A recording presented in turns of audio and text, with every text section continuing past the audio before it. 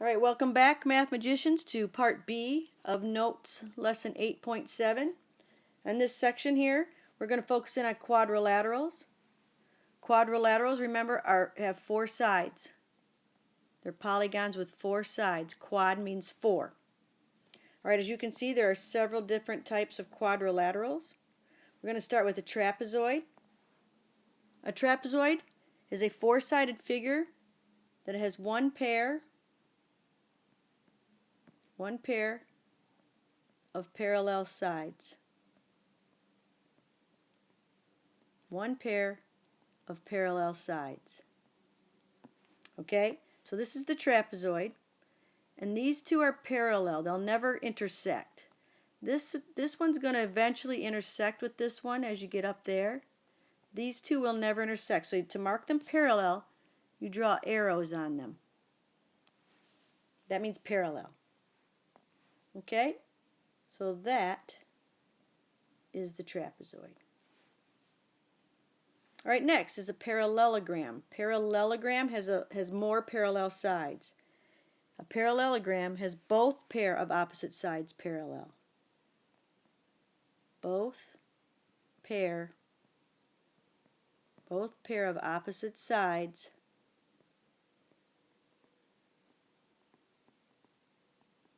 Both pair of opposite sides are parallel.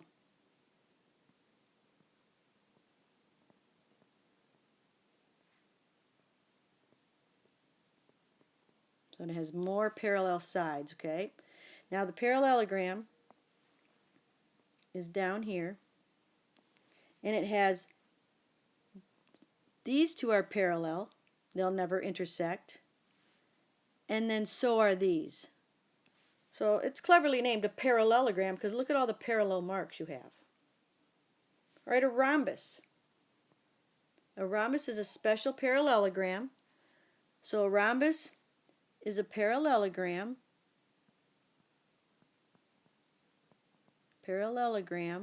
but what makes it special is that all four sides are congruent. So it's a parallelogram with four congruent, that's supposed to be the congruent symbol. I can do better.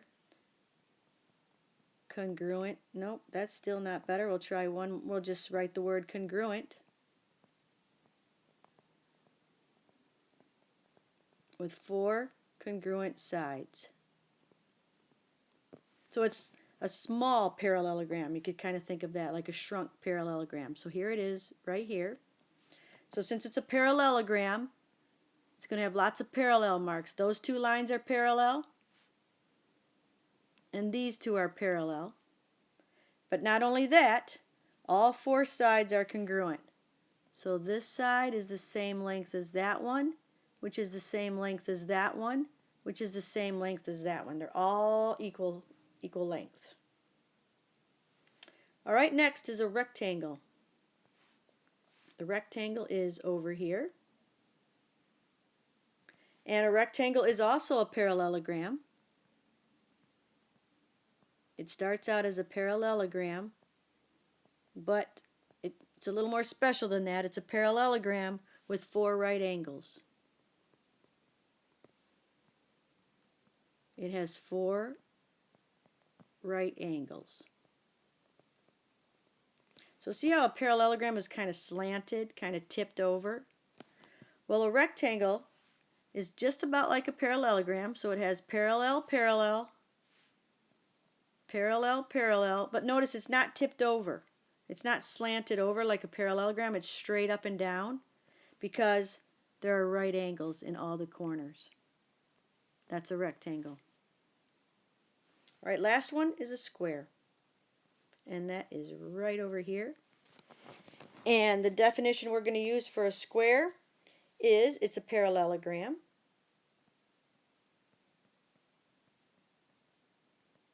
It's a parallelogram, so you're going to have both pair of opposite sides. Those two are parallel, and so are these. But it's more special than that.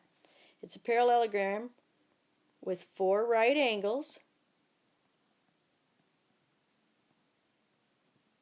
Parallelogram with four right angles. So that makes it very similar to a rectangle.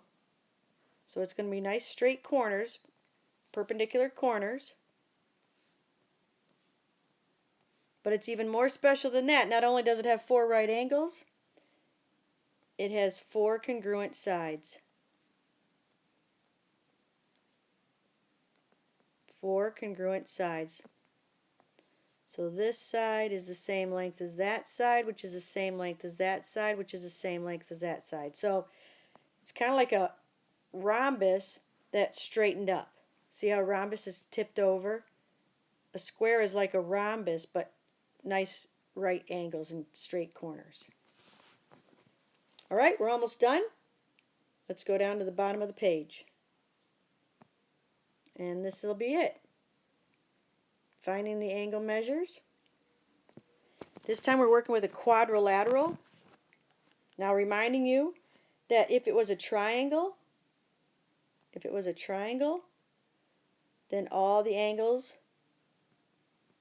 add up to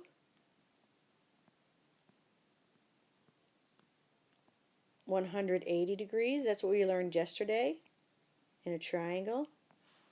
But this shape is not a triangle. This has 1, 2, 3, 4. So in a quadrilateral,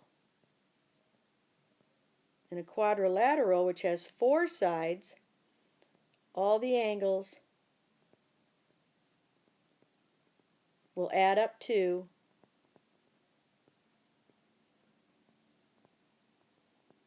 360 degrees. So in a quadrilateral, it's going to add up to 360 degrees. All right, let's try this problem. You're going to take 1, 2, 3, all 4 angles. There's 4 of them, 1, 2, 3, 4, and you're going to add them up. It'll equal 360. So the first one is x plus 62. I'm just going all the way around. Plus x minus 14 plus 2 times x minus 4, and it's going to equal 360 this time. 360. Not 180, 360, because this is not a triangle. All right, I hope you notice some distributing right here. So here we go. X plus 62 plus x minus 14 plus, now I'm going to distribute the 2. 2x minus 8, it still equals 360. I'm going to make some double sign changes. I'm going to put some 1s in front of the x's. Make a double sign change. Now I'm going to add up like terms. 1x, 2x. 1x plus 2x is 4x. Plus 62 plus a negative 14 plus a negative 8. So 62 take away 14, take away 8. That will leave me with 40. And it still equals 360. Now I'm going to subtract 40 from both sides. Subtract 40 from both sides. 4x equals 320. And then divide both sides by 4. X equals 80. Okay, now you're not done. That just tells you what x is. Now you have to take x and plug it back in to figure out each one of these angles. And this one's already done. But you don't know what this one is really, or this one, or this one. So you take your 80 and you plug it back in. Okay? Take your 80 and you plug it all the way back in to these. Alright, and you just grab a calculator, it'll be helpful.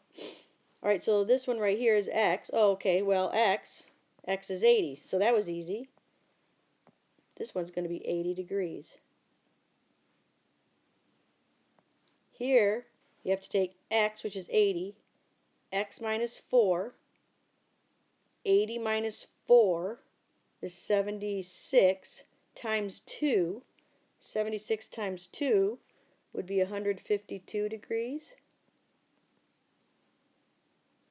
And then x, here x minus 14. X minus 14 would be 66 degrees. And then this one we already have. And you can check, make sure you're right. If you add all those up, 80, 50, 152, 66, if you add all those up, it better equal 360. All right, that's it. Goodbye and good luck.